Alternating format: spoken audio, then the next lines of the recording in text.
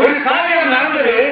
அது என்னவென்றால், இந்த யோசேப்புக்கு மனைவியாக நிச்சயிக்கப்பட்ட அந்த கன்னியாகிய மரியாள் ஒரு நாள் மறுத்திருக்கும் போது கர்த்தருடைய தூதன் அங்கே வந்து நின்று, கிருபை பெற்றவர்களே, கர்த்தர் உங்களோடு இருக்கிறார், நீ பாக்கியவதி என்று சொல்ல ஆரம்பித்தான்.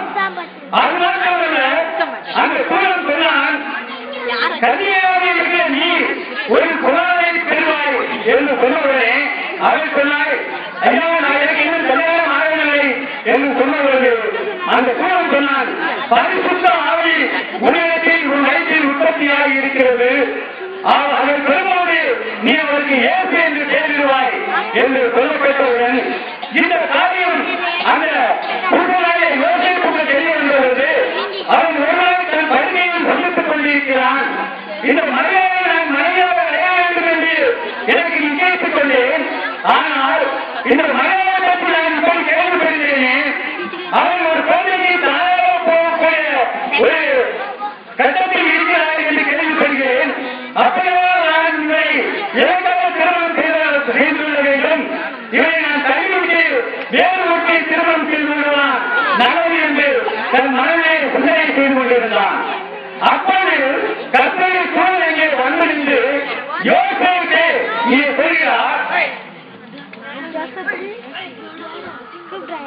அவன் இப்படி சிந்தித்துக் கொண்டிருக்கையில் கர்த்தருடைய சூழல் சொப்பனத்தில் அவனுக்கு காணப்பட்டு, தாயின் குமாரனாகிய யோசேப்பே, உன் மனைவியாகிய மரியாதை சேர்த்துக் கொள்ள ஐயப்படாதே, அவளுக்கு உற்பத்தியாகி இருக்கிறது, பரிசுத்த ஆவியினால் உண்டானது, அவள் ஒரு குமாரனை பெறுவாய், அவளுக்கு இயேசு என்று பெயரிடுவாயாக, ஏனெனில் அவள் தமது ஜனங்களின் பாவங்களை நீக்கி அவர்களை ரட்சிப்பார் என்றான்.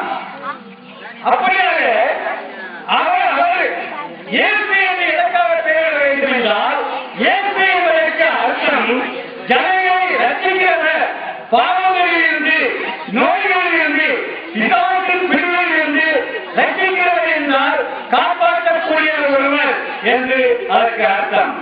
ஆதலால் தான் இங்கே கர்த்தருடைய தூதன் இந்த யோசேப்பை இப்படி சொன்னவுடனே அவன் அந்த தன்னுடைய மனைவி பற்றியிருந்த அந்த சந்தேகத்தை அவன் விட்டுவிட்டான். அது மாத்திரமல்ல, அங்கே தீர்க்கதரிசியின் மூலமாக கர்த்தரால் விளைவிக்கப்பட்டது இறையானபடி இதெல்லாம் நடந்தது. அந்த தீர்க்கதரிசி என்ன சொன்னான் என்றால், இதோ ஒரு கன்னியை கர்ப்பவதியாகி ஒரு குமாரனை பெறுவாள், அவருக்கு இம்மானுவேல் என்று பெயரிடுவார்கள் என்று சொன்னான். இம்மானுவேல் என்பதற்கு தேவன் நம்மோடு இருக்கிறார் என்று அர்த்தமா? யோசேப்பு நிச்சயை தெரிந்து எழுந்து கர்த்தருடைய தூதன் தனக்கு கட்டளையிட்டபடி தன் மனைவியை சேர்த்துக் கொண்டு அவள் தன் முறைப்பேரான குமாரனை பெருமளவும் அவரை அறியாது என்று அவருக்கு இயேசு என்று பெயரிட்டான். இப்படியாக அவனை திருமணம் செய்து கொண்டு அவன் அந்த பரிசுத்த ஆவியினால் அந்த முன்னோக்கியான அந்த குழந்தையை இயேசு சேர்க்கவில்லை. அவரை மனைவியாக எண்ணாமல் அவரை அறியாதிருந்தான். அந்த இயேசு பிறந்தவுடனே அவருக்கு இயேசு என்று பெயரிட்டார்கள். அந்த இயேசுவை தான் நான் இங்கே கிறிஸ்துமஸ் இன்று அவர் இரவு பிறந்ததாக சொல்லப்படுகிறது. அதனால் தான் இந்த டிசம்பர் 25ஆம் தேதி உலகம் முழுவதும், நாடு முழுவதும் அல்ல, உலகத்தில் எத்தனை நாடுகள் இருக்கிறது அத்தனை நாடுகளிலும் இந்த கிறிஸ்துமஸ் விழா சிறப்பாக கொண்டாடப்படுகிறது. இதற்காக சில அறைகளிலிருந்து கிறிஸ்துமஸ் தாத்தா வேஷம் தெரிவித்து பிள்ளைகளுக்கு வெகுமதியை கொடுத்தார்கள். இப்படி அநேக வகையில் இந்த கிறிஸ்துமஸ் கொண்டாடப்படுகிறது.